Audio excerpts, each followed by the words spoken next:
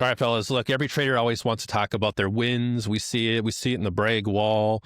No one ever wants to talk about the bullet wounds, the wounds that have gotten us to where we are now. So that's what I want to talk about today. This is the loser stream. I want to talk about the psychology of losing. I want to talk about some of our trades, how they mess with our heads, what's normal, because there are normal losses in trading, and then what dangerous looks like. So is trading more about, and Dunki, this question's for you. Do you think trading is more about pain management than it is profit taking? Yeah, sure. Emotional management, 100%. No. It's easy to compound losses quick when you lose your head or your cool, your discipline. And Brian, how do you think, you ever get into like a red streak and it affects your workouts, your mood, your family? Oh yeah, my L's have a negative effect on my life, big time. Yeah, big time. Yeah, Ghost, one of the guys in our Discord group, asked last night about trading ASA session, and he said, "Does anyone not trade ASA session because it can screw up your sleep at night?" Right? Like if you immediately responded to that, and then I did it last night. So if you take an L, it can mess up your sleep schedule too. You know, and do you guys, Brian, do you revenge trade now? So we were talking about this yesterday, and yesterday I do my nightly thing every night at 11 o'clock in California. I don't know what time that is in the world markets, London. I have no idea, but I just do it. And I usually come up with a little bit of a game plan, and I redo it a little bit at New York. But the day before yesterday, I had perfectly planned out exactly where I wanted to trade.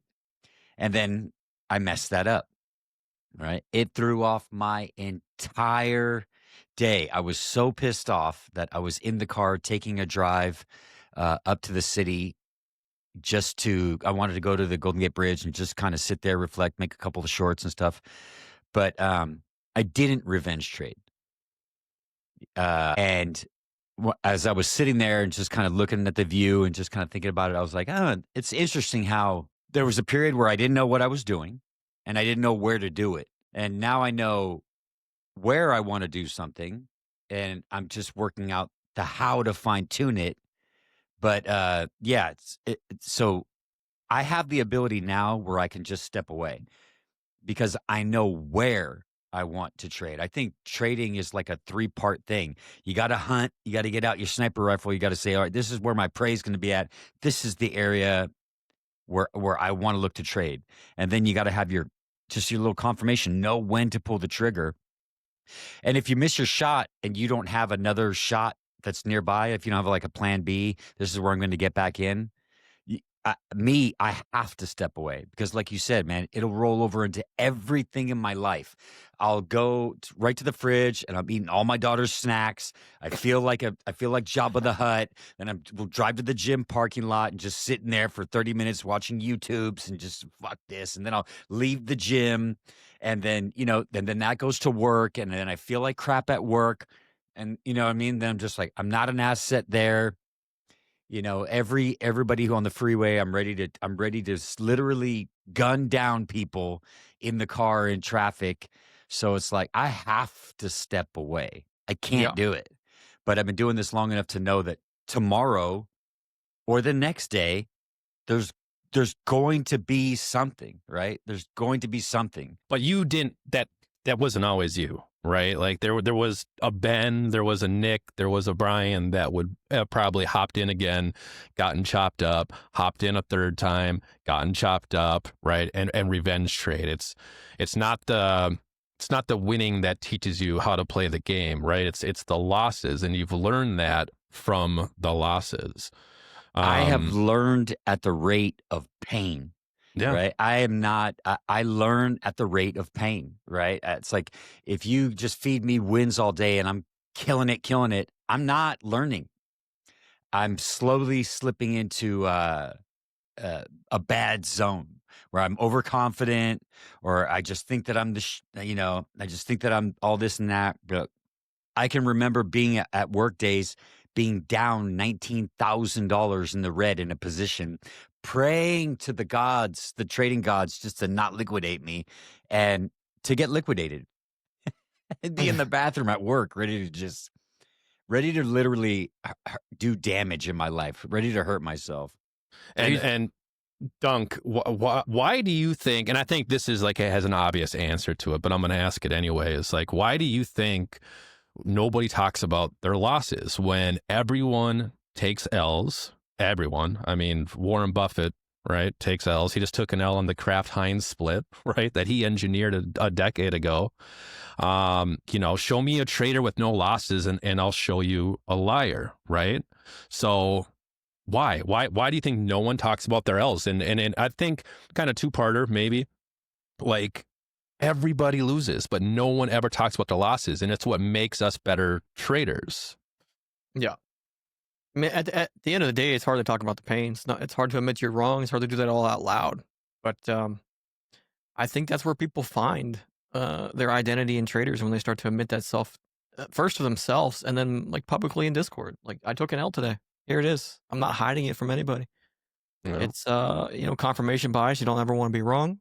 You don't want to take that hit. Do you guys ever get into and Brian, maybe this goes back to what you were saying a little bit about the trade from yesterday. Like, is sometimes you talked about knowing where to trade, right? Like with the sniper scope, where's the battle going to take place? And then the execution is part two. And I know you're good at executing, but we all mess up sometimes. Do you think that sometimes the fear of being wrong or the fear of losing dwarfs the joy of winning? The fear of losing dwarfs the fun of winning. Well, so there's no better feeling than planning out a trade and then executing it properly. But when I take that slider and I put, $10, $20, $30,000 on the line, my blood pressure is just up. I'm like, I'm in fear, right? I'm like, fuck. So I don't really know if anything dwarfs anything, because I can't remember anything when I'm in that zone. And maybe that's a lesson too, is that when I execute that trade, when I hit go and I'm in the trade, I'm not thinking about anything. I'm either in fear or I'm in the zone. I'm either looking at it, and even if I'm in some drawdown, right? Because I'll tell you honestly, I never thought that you had any drawdown. I always just thought, well, when you get in a trade, it should always be in the green. Like, I didn't think, because it's like a lot of traders, they don't do what we do. They don't, like screen sharing. Hey, I'm entered in here, and you can see on your screen, like, okay, he's in a little bit of drawdown, but he's not pulling out of this trade. Let me see why. Oh, okay, well, everything's pointing that it's going to go this way. So he's got an invalidation. He knows where he's wrong, but there's no need to jump out right now, and there's no need to be afraid if you have a proper stop loss. So for me, yeah, I don't know. You know that pain thing where it's like the 0 is this sad face, and then the 10 is the happy face, and the doctor goes, how much pain are you in? I'm the type of guy where it's like, if I'm in pain, it's a 10. Yeah. Right? Because it's now, right? I can't remember my happiness from yesterday or this last trade means nothing. So yeah, I don't know if the fear is greater than the wins, but for me, it was always about being right. Like, there's no way I'm wrong on this, and then it goes the other way. It's like, no way I'm wrong on this, and it just keeps going the other way. No way I'm wrong on this. Well, so there it goes.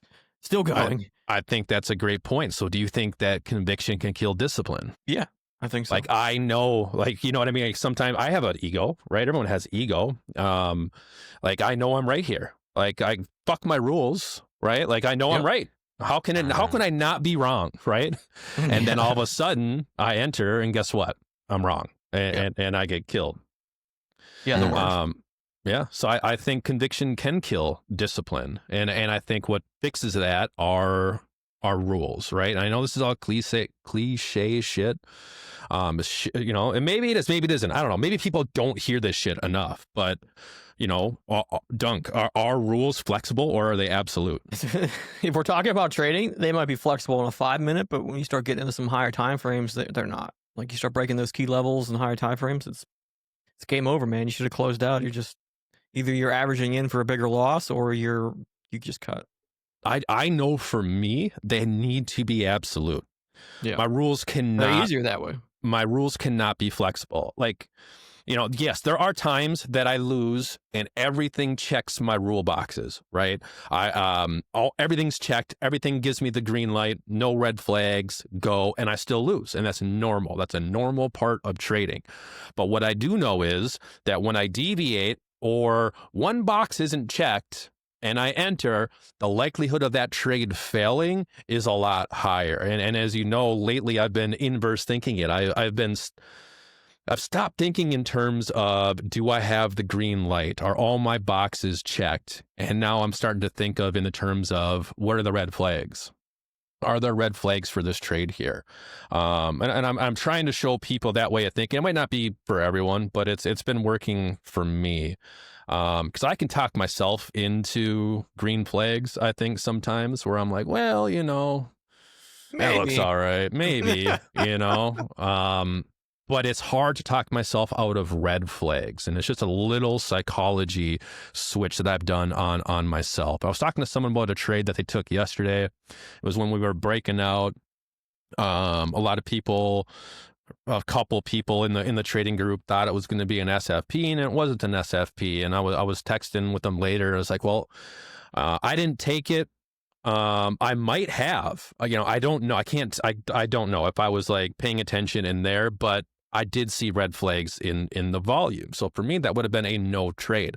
Now, could he have been right and still won or lost the trade? Sure. But I know based on my own journal, my own rules, that as soon as I start skipping steps, it's more likely to be a loss than it is to be a win. So for me, rules have got to be absolutely absolute. Well, I mean, how many times does it take to get stuck? Like for me, like I think my biggest loss was, I don't know, 16 or almost 17K years ago. And it was a pretty simple rule break. Like we broke structure on the 4 hour and we ran it all the way to the daily structure. And I doubled down at every fucking possible area I could have. And it just kept going. It just kept going and just kept going. And then the moment you cut was the moment I cut was the moment it turned around. I was like, this is the absolute worst. Crazy.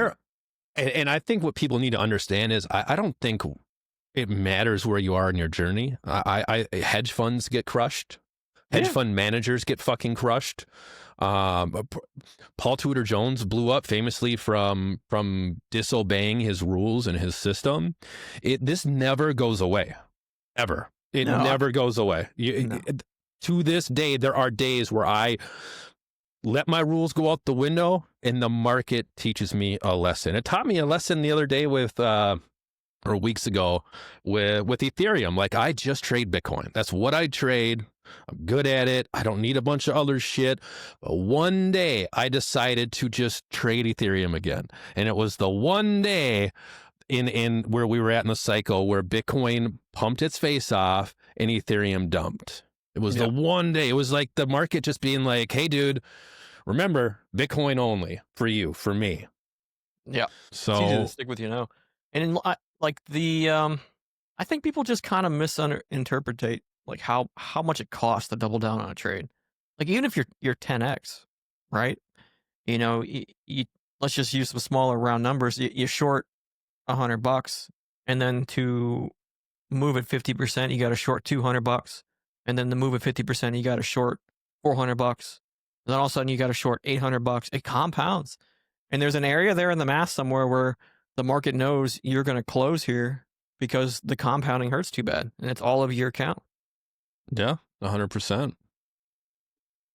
I don't know. Do you think deviation is always emotional? Or I know for me, like what I said earlier, like I can fake logic, man. Sometimes like I can fake the logic. I like talk myself into a shitty trade and I shouldn't be in the trade. Like especially when chasing trades. I'm faking checking a box. I'm like, okay, 50-50, let's just check the box. And then I'll enter the trade and I'll get chopped up. So I guess I'm answering my own question. I don't think it's always emotion. And it definitely is emotional. I mean, I go on emotional tilts. Everyone goes on emotional tilts. But I can also fake the logic. I can talk myself into a trade I shouldn't be doing. And it's usually out of boredom. It's usually because I'm bored. Like, for me, dude, I can't sit at a chart. I can't sit at the computer for more than 4 hours. I can't. I just get too bored, and that's when mistakes happen. Yeah. And that's usually where I deviate from my plan and start faking logic and start being flexible and fast and loose with my rules. So what about when like the morning opens? Like I've been getting a lot better with like the New York whipsaw on the open and picking the right direction, but it's so easy to get trapped. I think the majority of traders get trapped in the first 5-minute candle a day. Yep. Market open, I got to enter. Yep, 100%. And I think the bias is what causes the whipsaw. We got half the team buy a short, not our team, but half the traders buy a short, half the traders buy us long, and we just create this whipsaw event. I mean, we had a 0.75 channel this morning for the first 15 minutes of market, right? It was huge. Yeah, and speaking of bias, man, like I usually don't have a bias. I usually just, here's where I want to go long, here's where I want to go short. I'm targeting a liquidity. And yesterday I had a bias. It was the one day where I was like, I'm not even looking for fucking longs. Yeah. Like pre-market, it was long. NASDAQ was dumping, the everything was dumping off of the tariff stuff, right? And I was like, dude, I can't even see along here. So it was the one day I like talked myself into a bias, again, fake logic, and the market pumped. It pumped its face off. And I even said it. I was like, watch, Bitcoin's gonna pump. I think you called the bottom as you're like, watch, it's gonna pump and everything else is just gonna dump. So Pretty this much shit never what goes away. It never goes away, man. And I think it really boils down to just recognizing it now. Like you got to recognize when you're in that state. And I'm not good with that. And the other thing I do too, and I still do it sometimes. Like I'm up big for the week. I'm having a great week, and then I'm like, well, maybe I got $500 there. I can play some shitty plays with. Yeah. The fuck do I do that for? So and then I Brian, start messing around on the weekends. It's like, okay, I gave my max back, and then I stopped there because I put a hard limit on it. But it's like I should have just never gave it back. I should have just sat on that extra $500 I gave myself to play with over the weekend, and I'm back at it Monday morning. So Brian, I think you mentioned yesterday and the trade you took, and then you just took off, right? So is that kind of how you manage or stop one trade from turning into like a bad day or a bad week? It's just like, all right, I just need to go. I need to cool off or go to the bridge. Definitely. Yeah, I don't chase it anymore. And really at my and just through journaling, I've realized that I got to have an out. Like the market has to show me an out, cuz usually like my favorite trades are like catching a pivot, right? When it's going down, I'm looking for a long. And in the beginning, I was told not to do that, right? It's like, oh, don't try to catch the falling knife. And then now I feel like I'm skilled enough where I'm like, okay, well, now I know that I can catch moves and I can catch pivots. But I'm starting to form a re-entry kind of just baseline, right? Like, okay, if I get invalidated or I get stopped out, where am I getting back in, right? Or what's my plan B, or what do I think is going to happen, right? If this, then that. But if I'm not feeling it, that's it. The computer's closed and I'm step away. If I'm emotional, right? If emotion and trading are in the same room, I'm done. And knowing the difference between instinct and feelings, because it's like, I've been to the casino with a lot of people who've been losing big, and they go, I can feel it, man. The next card's going to be an ace. It's like, you can't fucking feel that. What are you talking about? Like, you don't have any emotional intelligence on these cards dropping, right? So it's like, and then some people, I look at people and they're like, yeah, I got a good feeling about this. And I'm just like, dude, shut up. You're not the chart whisperer. But then as I go, I'm like, hey, you know what? You can have like just a feeling, like you talked about it. You were like, watch, it'll probably go. It's because you've been doing this long enough where you have some emotional intelligence. But I think that in the beginning, people think that they have emotional intelligence on the markets, but really they're just absolutely BSing themselves. It's total bullshit. But once you get some time, yeah. But yeah, if emotion and trading are in the same room and I spot it, I just close computer, go for a walk, hop in the car, take a drive. If the Tesla's charged. Do you ever still go on tilt? Do you still do the opposite of that? I haven't in a long time. That's good. I haven't in a long time. The last time that I did was probably, I think it was March of maybe March. Just like super pissed, just going back and just, I don't even care. I want to lose it all. Like, right. Kamikaze trading, I think, is what it's called. Just straight up kamikaze trading. Now I don't. I have I have like a format for entry that I wrote down, and I recorded it, and then I listened to it. I'll listen to it for like 3 hours in a row, and it's just 5 different sentences, and it's exactly what I'm looking for. And when my alert comes up, my alert says, go to the 5-minute chart, look at the delta, the open interest, and the CVD, and if it's doing this, then that's a go. And so it's just like you said, man, like put in your reps. I've just punched the bag. I've jabbed it so many times that when I get that alert, I just have this muscle memory. But I still have tons of errors that are around that, right? Around execution? Execution, big time. Because that's when I get emotional about it, Yeah. When I put money on the line, it's like, everybody has a plan until they get punched in the face. You could have, I've spotted the best confluence, and, you do your little thing and you put your little lines, and yeah, it touched all those lines, but did you profit off of it? And sometimes that pisses me off when I know exactly, or I call exactly what I think it would happen, because, it's going to come down here, mess a bunch of people over, bounce off this point of control, come on up to this daily resistance. But when you're in the moment and you slide that money into the market, and it's in the market, it's a different ball game, right? Blood pressure goes up. Oh yeah, I get anxiety attacks from trading, dude. Yeah, I do. I'm not even lying. Dude, when you put money on the line, that could be your mortgage payment or, kids' Christmas or something. I think that's normal, So Dunk, let me ask you this. When you do, or used to, and maybe these are 2 different answers, but when you deviate from your plan, do you, or can you tell in the moment you're deviating, or is it always after? I can usually tell in the moment, because when I deviate, it's because I think I missed it, and I chase, and then it just runs the other way, right? So that's usually the case 99% of the time. It hit my level, I fucking hesitated, and then bam, I'm out. It's like licked. I think for me, usually when I deviate from my plan, I'm using fake logic, or I'm, spoofing my own, checklist to enter.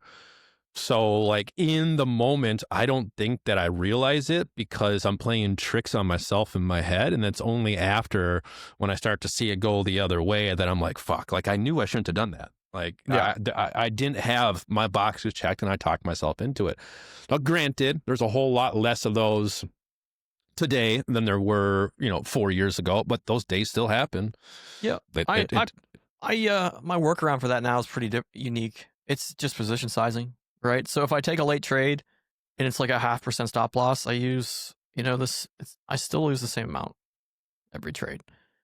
My rule now is, that I got to stick to, is don't add to the trade, because when I start adding to it, when I didn't have a full size position, that's where I'm starting to get in trouble now, and I get cut. So I think that's another good question then. Brian, do you think that leverage should be constant, meaning, no variables? Like it should just, if you're a 10x leverage trader, it should always be 10x leverage, or what's your take there? I mean, I don't know.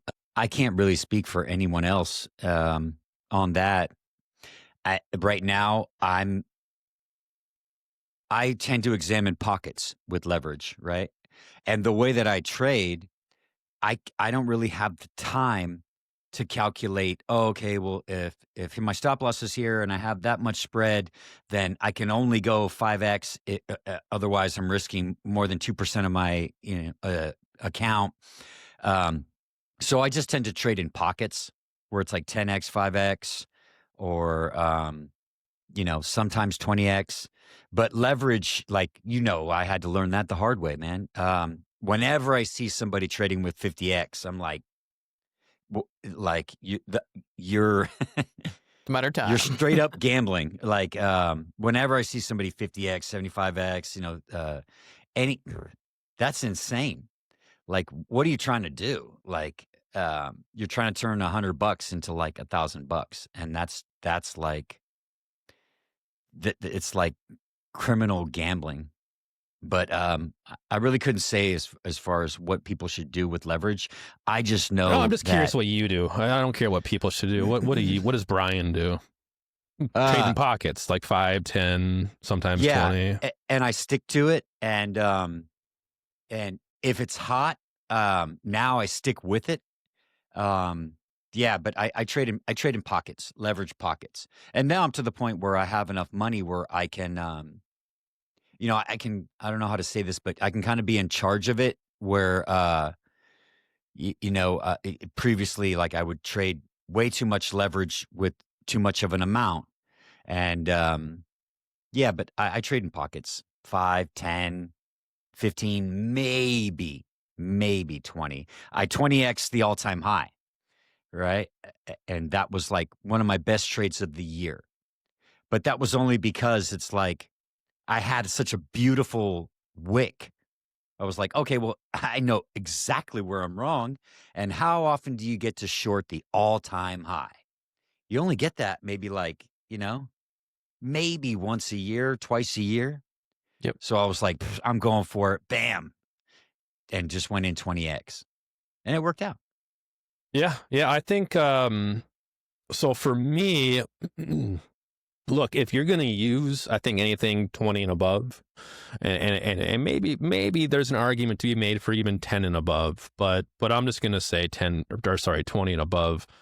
Like, you're catching the Pico tops and bottoms, right? Because if that thing goes a 0.1, 0.2% away, what are the chances you're not risking more than 1% of your account on that, on 20x leverage? A lot, right? So, if you're doing a higher leverage play, like, you have to catch the top and bottom, the Pico top and bottom of some kind of SFP, some kind of liquidity grab wick. You're literally targeting like 0.25% stop losses. Yeah. So for me, it's that. So lately it's been, I'll use 20 times leverage on SFP plays. I'm really good at them.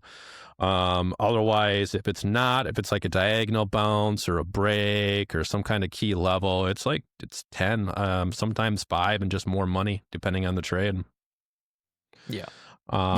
You said something the other day in Discord, that I really loved it. You said, guys, it's not every wick is an SFP, right? Oh, look, it's SFP, it's SFP. And really, the tops and the bottoms are really like where the best and arguably the only swing failure patterns are happening. But it takes patience. That takes a lot of patience and discipline to wait for it to get to that zone. So do you think losses, kind of piggybacking off of leverage, Dunk, do you think that losses come from size or direction, or is it a combo of both? And what I mean by size is obviously the amount of money you use, the leverage, or is it just the direction was wrong? I think a lot of people take plays in the middle of the fucking range. Like we say it a lot, man. You short the top along the bottom and don't deviate from that and stop guessing in between. But I'm not as big a proponent of like, I play 25x. Do I throw $2,000 on it? Do I throw $1,000 on it? Do I throw $500 on it? It all depends on where my 1 to 2% stop loss is on the account. That doesn't change for me. So I'm like the exact opposite of what Brian's saying. It's just how much do I put on the trade? But as far as like where you're wrong, I think for a new trader, it's all of it, man. Like I think you can oversize and not, they don't put the stop loss in, and then it blows through where they had their stop loss, and then there's this argument in your head that says, I'll just wait till it comes back to stop myself out when I'm back in profit by just a little bit or back in my entry, and then it gets back to the entry, and then like, okay, well now I'm right, my bias is right, so I'm gonna hold it again, and then it bounces away from their entry again, and the fucking cycle is habitual, and it just repeats itself over and over and over and over again to set up some gates and some rules, and I think that's tough to avoid as a new trader, and I think that's the pitfalls. It's all psychology. Yeah, I think it's both. I agree with you. I think with everything you said, but I think a lot of people are just trading middle of the ranges when they shouldn't be trading middle of the ranges. Yeah. But I look back at me as an early trader, and I know that I was way oversized in my positions. I would 20, 30, 40, 50x, get stomped out, do it again, get stomped out, all in the same spot, right? So I would be stomped out 5 times, and then finally it would go, but I'm not even breaking even on the trade because I just lost 5 times prior, right? So if I would have just used 5 times leverage, I would have won the initial trade because it never came back to stomp me out. But my stop loss could have only been this far away from price, a sliver away from price, because I was just so over leveraged. And I was talking to Rick in our trading group was saying, like, he made that adjustment recently. So he went from lots of leverage, little money, to lots of money, little leverage. And he said it's changed the game for him. Like, it's completely changed the game for him. So obviously one size shoe does not fit everyone. But I think generally speaking, most losing traders are over leveraged. There was a time where if I had $1,000 in my trading account, every play had $1,000 on it. Yeah. It's like, it's so easy to get caught up in that trap of, hey, look, why would I play $200 on this when I got 1,000? No. I think that comes down to, like, could you do that with a 5x leverage? Could you do that with a 2x leverage? Could you do that with a 3x leverage? I don't think you play the whole account. Why not? Why not do it on 25? The stop loss bigger losses. No, they're not the same. The stop loss on if you catch the Pico top, they're the same. But so if you're using a 5 times leverage, you got more room. Right? Like, if you're sliding the slider up on $1,000 account, for example, on 25x leverage, your stop loss is there. You know what I mean? But if you're 5 times leverage, your stop loss is there. So you're talking about smaller position sizes then. Because if I put $25,000 in margin on 5x, it uses $500, right? And if I do $25,000 on 20x, no, the stop's going to be wider on. So there's more forgiveness on the 5 than there is the 25. Is all my point. Is different. No, then it's not any different. If you long $100,000 on 5x or 25x, you're going to lose the same amount of money the exact same way. You just have more margin put in the 5x. The only thing that changes is you have to be a smaller. No. I'm saying if you full send $100,000 on 5x and full send $100,000 on 25x, a stop loss is going to come a lot quicker on the 25x. Yes, because the size is 5 times smaller. That's all I was saying. All right, I was confused with what you were saying because it doesn't make any sense. I'm a margin connoisseur, so. Anyways, go ahead. Go ahead. I saw a trader that just some popular YouTube trader, and he was talking about how, I'm in this trade, and he was something like 78x. He's like, but I have it's $3. My stop loss is above my liquidation. I was like, well, what does it matter if you lose 90% of your margin? Like, but is all or nothing? Yeah. Like, you might as well go to the roulette table, dude. Put the pot in, baby. All in. And I was just like, is somebody, and this dude's got like 10,000 people watching and stuff. And I'm like, are they not putting this together? Like, go ahead and enter in Go ahead and enter in 100 grand at 25x and start seeing like on a volatile Bitcoin day, just you're like 6,000 in profit and then you're at zero, you're like 2,000 in debt. It's like, not for me, man. No, I that's can't crazy. do it.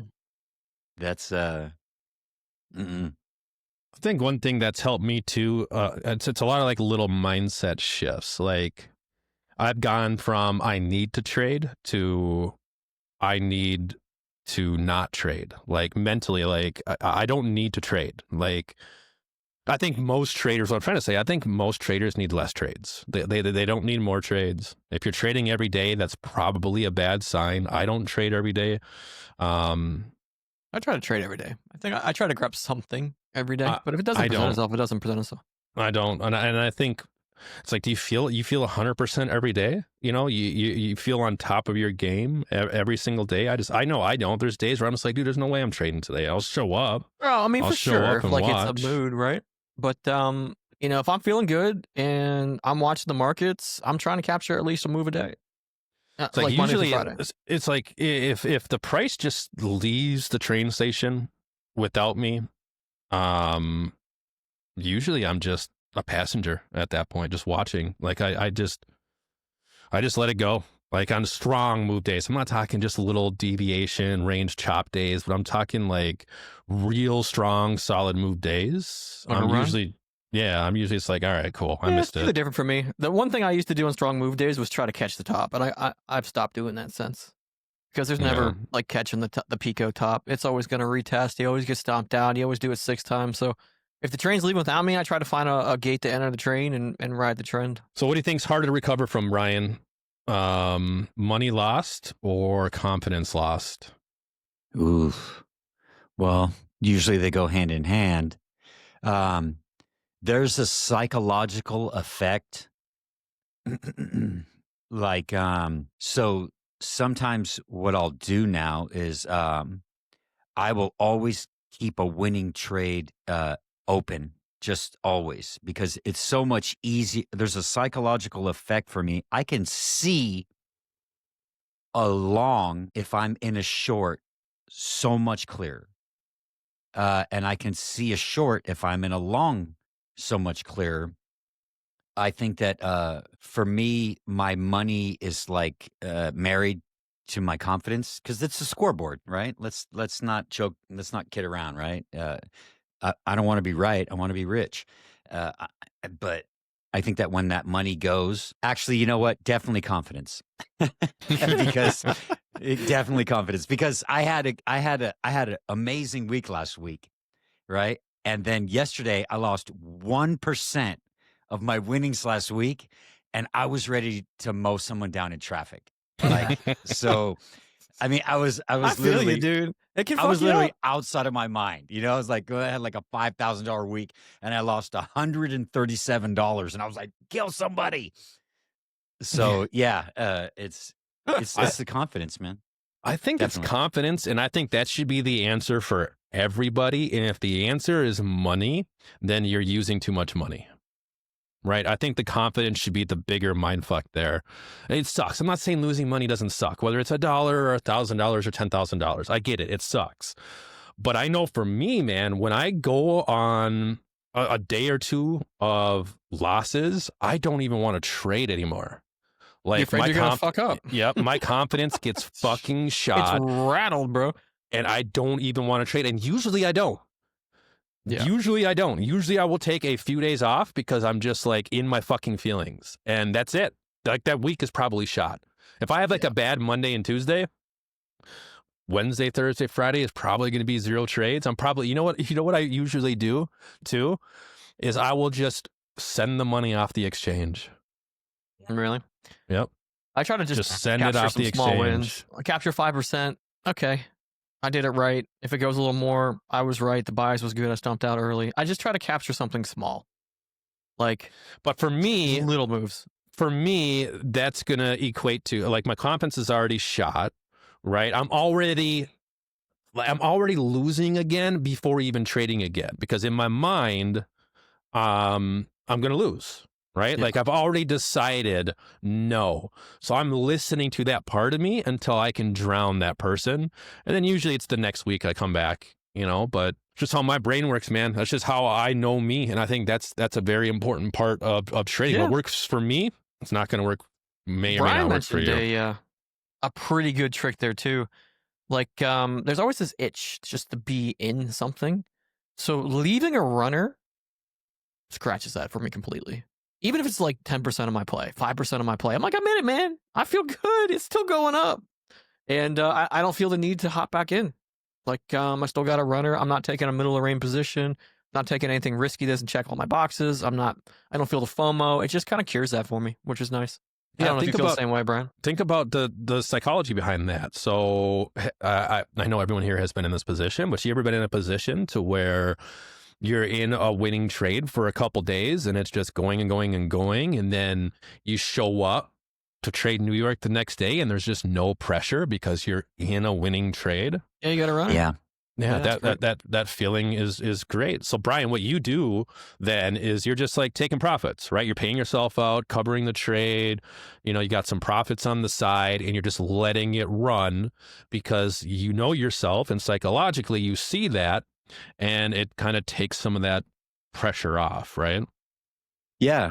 Yeah. It's an old alcoholism trick that I learned early on when I got sober. I remember when I used to drink, when the bottle was empty, I was in a state of panic. But when it still had a little alcohol in it, I'm okay. I didn't even need it. Right. But when the bottle was empty and there was no alcohol, I'm like, oh God, I got to get some alcohol. It's the same thing with trading for me. If I have a trade that I'm in and I am paying myself, because I kind of went through this whole thing where I was doing the whole, when Dunki said that thing to me, I think it was like a year ago, the 1% thing. I was like, wow, when I see 1% available, I'm going to pay myself, Yep. and I'm going to let the rest run. And then if I get down to another area where it looks like a good take profit, I'm going to take profit. So I do a thing now where it's 33, 33, and I'll leave 33. So Yeah. I'll take usually an intraday profit of 33%. Like if I catch like a nice area, it goes up in SFPs, boom. I'm thinking, okay, today. All right. I don't know what's going to happen later. I don't know what's going to happen at the end of the day, but today I'm going to get paid. So when we roll back down to VWAP, and I say like, okay, here's a weak confluence. It might bounce here and turn around and stomp me out. So I'm going to pay myself right here. So then 33%. Then I've covered fees and I got my account grew a little bit, right? So then, if I wake up the next day and that trade is still rolling, I'm like, okay, cool. Maybe I'll take some profit if it gets to a nice take profit zone. And then I'll leave myself some kind of runner just for the psychological effect. Because I think that a big trade or how I look at trading, like how I looked at it today, was I got up and I thought to myself, all right, I'm a pitcher in a ball game and my job is to be at the game attentively but sit in the bullpen. And if coach points at me, then I'm in the game. But until then, I'm on the team. So my job is to be at the market, but only to be in the market when it's right. And I think that is the whole thing of trading, is knowing what your job is and when. If you're going to be a trader, your job is to be at the market. You got to be got to be at the game. But you got to know when to get in the game. Yeah, I think, just like my mindset, the biggest mindset change I had, and Brian talks about this a lot in his levels, is my job is to watch for the bait of the trap and then enjoy the fruits, right? I'm not just looking to pick a position where I'm looking for big pivots. I'm looking for trap traders. I'm looking for bait. I want to be a hunter. I want to be the person who understands the flow of the market. It's always setting those springs, man, where you trap the traders here, you run it to here, and I'm out. And then you trap the traders here, and then you run it to here, and then I'm out. Like, it's always traps over and over and over. It's a completely different way to look at the markets than I think most people do. So my question is then, when does it go wrong? Right? So when you're waiting, the signals line up, you smash execute, and you lose. Why? It just goes wrong, man. Like, I fundamentally, I think people who come into trading with the expectation that you're always going to be right, you're playing probability wrong. It's still a game of probabilities at the end of the day.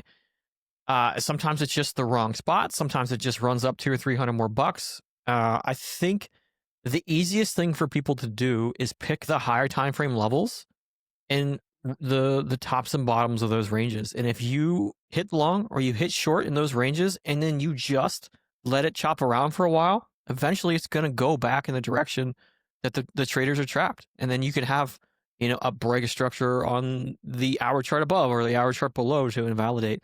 Like, that was the biggest game changer for me too. Like if I'm in a daily golden pocket Fibonacci area and I hit long on looking for the retrace back up, sure, it might run $400 lower, but the odds are it's going to come $1,000 higher, almost 99% of the time.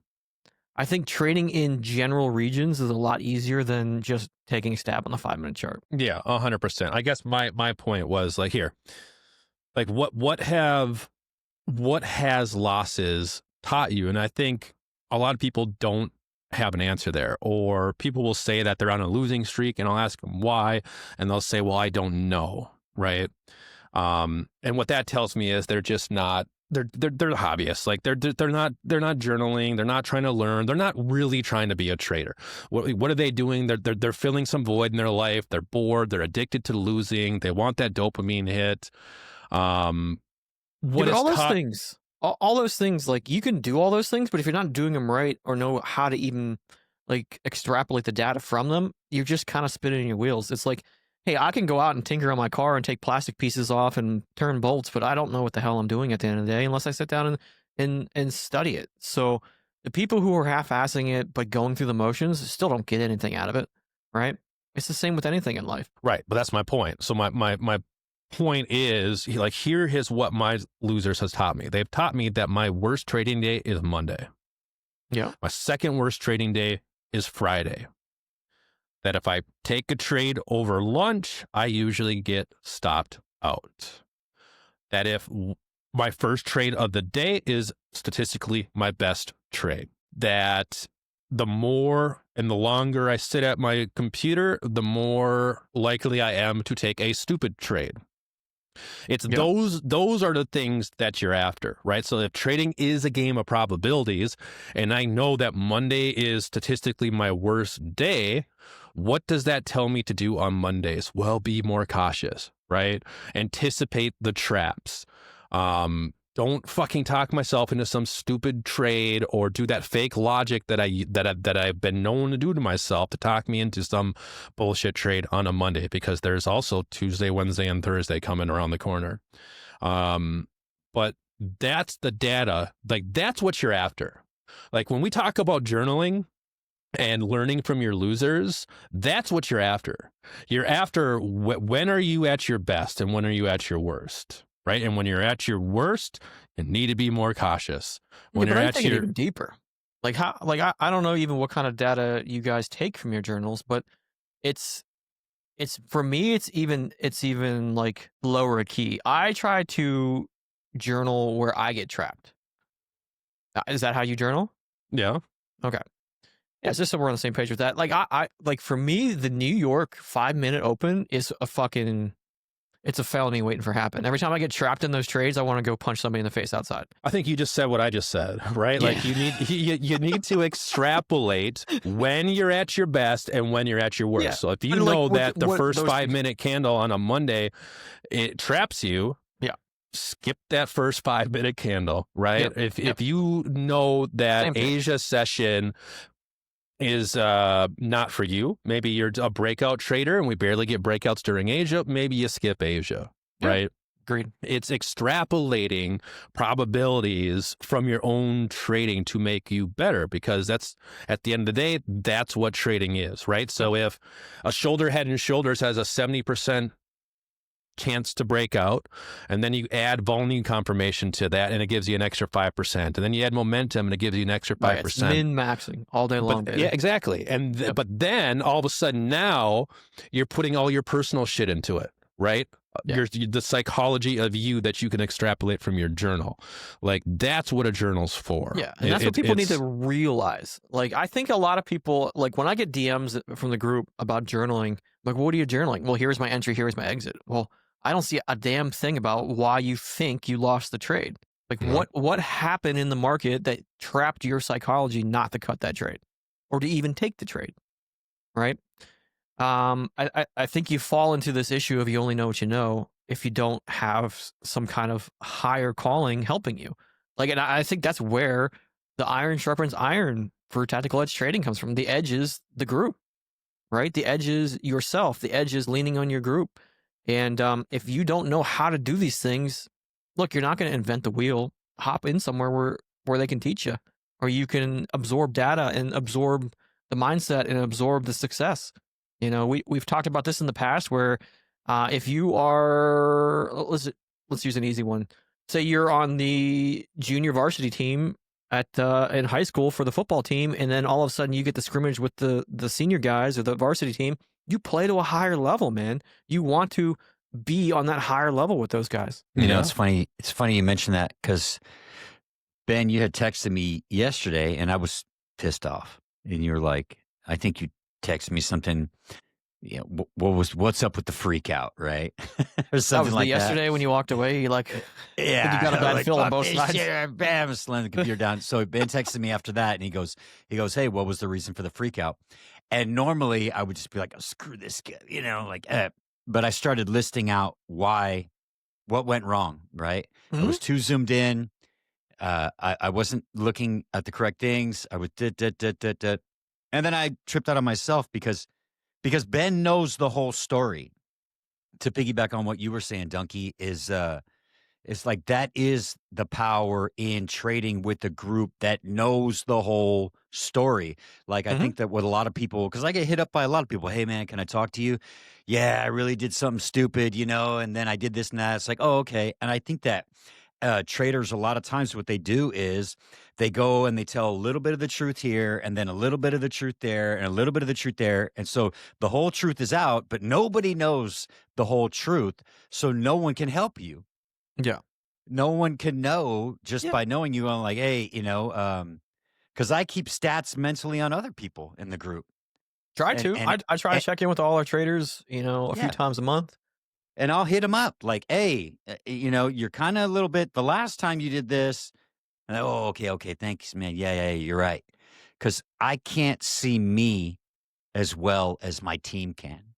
Only if they know the whole truth. Yeah. So I think that is. Yeah, I know the habits. Like, I know when somebody disappears for a while, I'm like, man, he probably fucked something up. I should probably check in on him. Yeah, it's not just that, but do you ever notice that it's like a lot easier to analyze someone else's relationship than your own? Yeah, because you don't have to look introspectively. Yeah. Right. You know. Have any of you guys actually done therapy? Yeah. Not necessarily relationship therapy, but just like personal work? Both, yeah. Yeah. Dude, I got free therapy. I talked to a therapist once, and she was like, hey, I would really love to study you. You're all types of fucked up. Thanks, bitch. So I want to just quickly, again, let's kind of wind this down here. Let's go around real quick. I want to hear from Dunki first, then Brian. I want you to focus in on your losers. I want you to, you can generalize or you can talk about a specific trade, right? Where you go wrong, how, if you deviated from your plan, etc. I think that's going to be the real useful gift that we can leave people. It's like, when you fuck up, why? What have you done to fix it? And you can talk about a specific trade or a specific instance or the old you or the you today. But everyone talks about successful trades. You know, we get in that habit too. I want to hear from your losers where you went wrong, or maybe today, like even today, not today, but like where you are now when you lose. Why is it you lose? Go ahead, Dunk. Number one rule of cutting losses, man, never compound them. Right? If you have a bad trade and you let it run your stop loss, just cut it a little late. Don't add to it and try to get back in it because you think you're right. Right? That's the best way to lose an account. And if you don't have money to trade, you can't continue trading. So at the end of the day, that's probably my rule number one. When I lose a trade, it's just numbers on a chart, man. I enter every single trade with a stop loss in mind and a take profit in mind. And most of the times they're set on the chart and they don't get moved. So I say it all the time in the journal wall. It's non-emotional. I pull the trigger. Whatever happens next, I could get up and walk away. It wouldn't make a difference to me. I'm not moving anything. Yeah. Brian, what do you think? The number one cause of my losers is impatience. Impatience with the market and impatience with I want to grow too fast.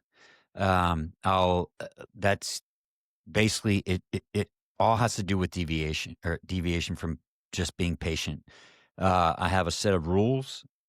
My rules are rules. Like there's no, hey, you can break this rule. No, they're the rules. When I do break the rules, I usually get bit. But it's either impatience, either I didn't wait for confirmation. And then another thing that I do is I'm too zoomed in. Like when I'm getting into a trade, I'll pull out like 1,000 times microscope and I'm just looking at the fine hairs on this thing. When really I should just kind of step back, like the 1,000-foot view and just pay attention to the data that's coming in, right? So impatience is a big part of that. And for me, the solution, what I've been looking, he's taking notes on this so he can throw it in my face later. The solution is... No, I'm actually stopping some from getting hacked right now. The solution is just being more mindful, just stepping back, taking in the data as it comes, unemotional, taking emotion out of the trade, taking emotion out of the mix. That is, that's the solution for me. Let me get emotion out of this. Even if I'm losing, I might just need to take a breath real quick. Yeah. I think the gist of that, but between both of us, man, is the emotions fuck you up. The emotions fuck you up, but it's also like a common theme that I'm hearing. It's a common theme that you hear from all traders, and Jesse Livermore is living proof of this, man. When you start deviating from your system and your rules, you blow up. Yeah, you blow up. I mean, it's with anything, dude. Imagine if you didn't throw your safety on your gun every time you stuck it in your concealed carry. Yeah. Eventually, it's gonna blow your. Never mind. Yeah, and I think too, I'm gonna take that a step further. For me, is I'm gonna go back to the fake logic, man. I will literally convince myself that it's a good trade when it's a bad trade. Yeah. I will check the volume box, and the volume box shouldn't have been checked. So again, that just goes back to deviating from a plan, but it also adds psychological element of it of talking yourself into a shitty trade. And I think that stems from boredom. When I see that, usually when that creeps in is when I haven't taken a trade yet that day, and I'm like, well, I just got to get something. I might be at the computer for 3 or 4 hours and it's just nothing's happened, and then I convince myself that something is about to happen, even though it doesn't. So I think the best thing, so my best piece of advice for aspiring traders would be to develop an ironclad rule system and stick to it, man. Because if you don't stick to it and you're just constantly deviating from it, you're not building edge, right? You're still gambling because you're deviating from your system.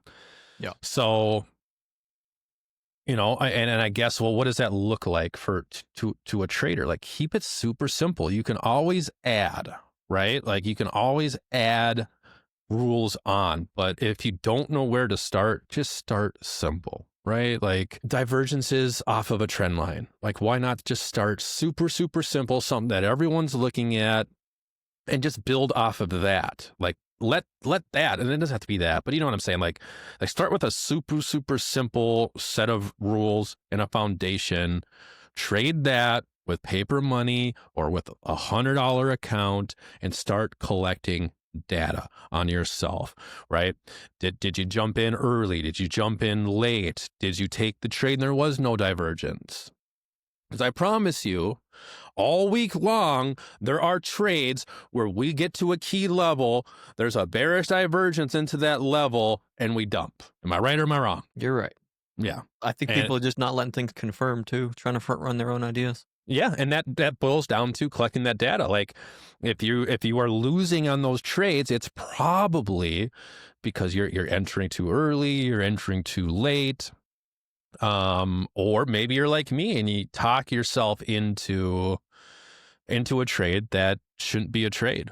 And again, that usually comes from boredom for me. That's why I have like a hard, like 7:30 for me, 7:30 in the morning till 11 o'clock. Like that's all my brain can handle at the computer before I need to just go do something else. Yeah, dude, you start getting stir crazy. But I think, Yeah. you have to have a system before boredom becomes the issue. Yeah. And then why not start with a system, right? Why Well, not? everybody should. I mean, we were talking. I know, but I didn't start with a system. I started with fucking 50x leverage on a $5,000 account and blowing it up over and over again. So I don't think people don't start there. They don't. Yeah, I don't think that's default. Yeah, I don't think that's a default. I think the most dangerous thing is having beginner's luck too. Yeah. I agree. Like you just smash long on a 50x and you make 20K and then you just give it back plus another 20K. Any parting words of advice? Anyone want to come join us? Come join us. Come trade. Yeah, we do this every day, guys. Live in New York. Hey, and we'll even give you 30 days free of premium. Yep. Come hang out. Just open a ticket in Discord. We'll get you hooked up. We want you to know what we do. We're not the payments just to keep the rift rafts out. So. All right, y'all. Till the next one. Later.